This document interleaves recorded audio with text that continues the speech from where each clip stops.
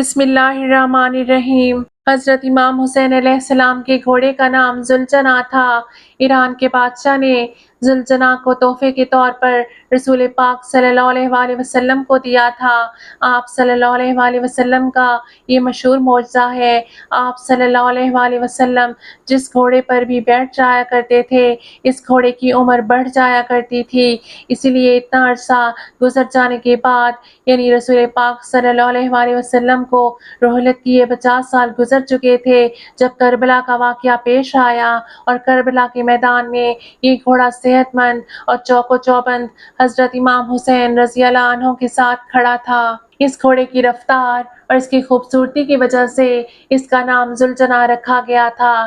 جب یہ گھوڑا جنگ کے دوران دشمنوں پر حملہ کرنے کے لیے دوڑتا تھا تو یوں لگتا تھا یہ گھوڑا دوڑ نہیں رہا بلکہ اڑ رہا ہے، اس لیے ذوالجناح یعنی کہ 2 پروں والا گھوڑا کہا جانے لگا۔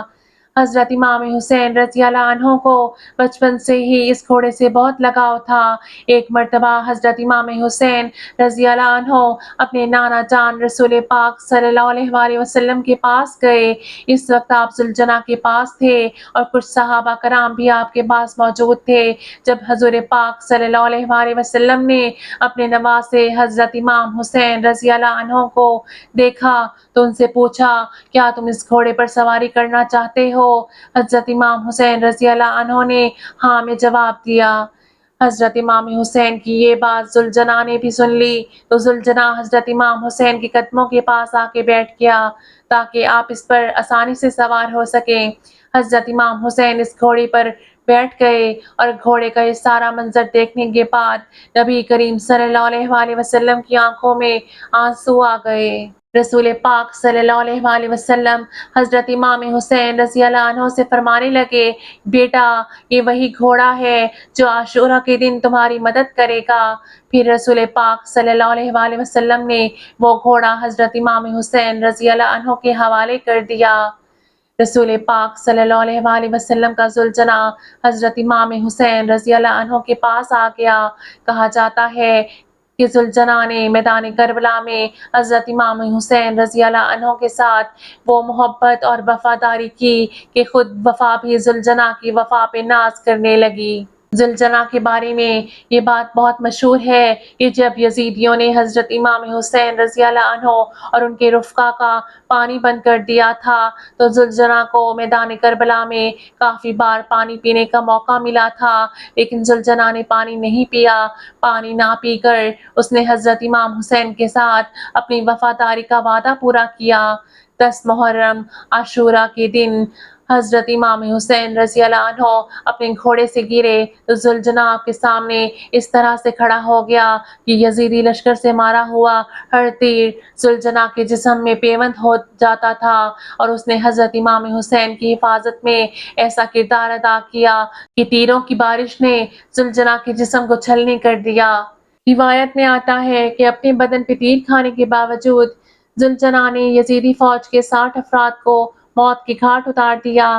کہتے ہیں جب یزیدی لشکر نے حضرت امام حسین رضی اللہ عنہ اور ان کے ساتھیوں کو شہید کر دیا تو ذوالجناح ان کے مقدس شہید شدہ جسم کے چکر لگاتا رہا اور زور زور سے ہنہنانے لگا، اور پھر حضرت امام حسین رضی اللہ عنہ کے جسم مبارک کے پاس آ کر رک گیا اور اپنی پیشانی کو حضرت امام حسین رضی اللہ عنہ کے مبارک خون سے اپنی پیشانی کو تر کر لیا اور اپنے پاؤں کو زمین پر اس زور سے مارا، اس سے ایسی آواز پیدا ہوئی کہ پورے میدان کربلا میں سناٹا چھا گیا۔ یہ دیکھ کر یزیدی فوج کے بھی پسینے چھوٹ گئے۔ اس وقت عمر بن سعد کی نظر اس گھوڑے پر پڑی تو کہنے لگا، اس گھوڑے کو میرے پاس لایا جائے، یہ گھوڑا حضور پاک صلی اللہ علیہ وآلہ وسلم کے بہترین گھوڑوں میں سے ہے۔ عمر ابن سعد کے حکم پر یزیدی فوج اس کی طرف بڑھنے لگی۔ جیسے ہی یہ لوگ ذوالجناح کے قریب پہنچے تو ذوالجناح نے دوبارہ سے زمین پہ پاؤں مارا۔ اس کے پاس آئے ہوئے یزیدی فوج کے کچھ افراد کو واپس جانے کا موقع نہ ملا۔ اس موقع پر ابن سعد چلایا، اس کو اس کے حال پر چھوڑ دو، دیکھتے ہیں کیا کرتا ہے۔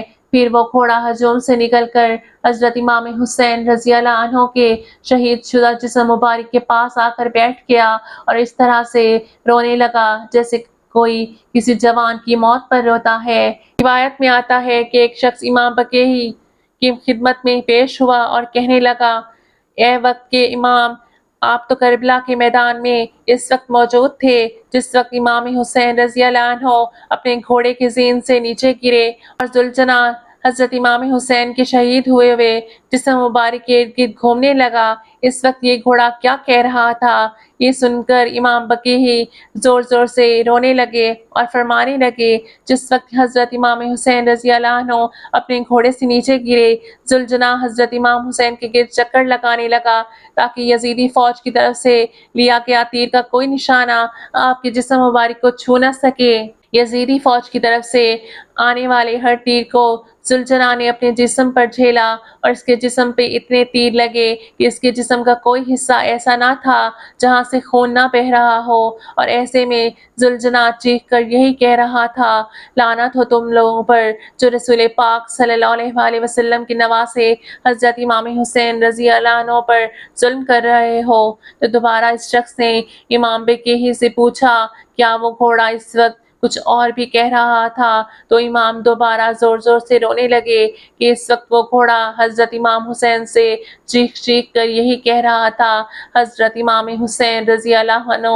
آپ ایک بار میری پیٹھ پر دوبارہ سوار ہو جائیں، میں آپ کو اتنا دور لے جاؤں گا کہ کسی ظالم کا کوئی تیر آپ کو چھو نہیں سکے گا۔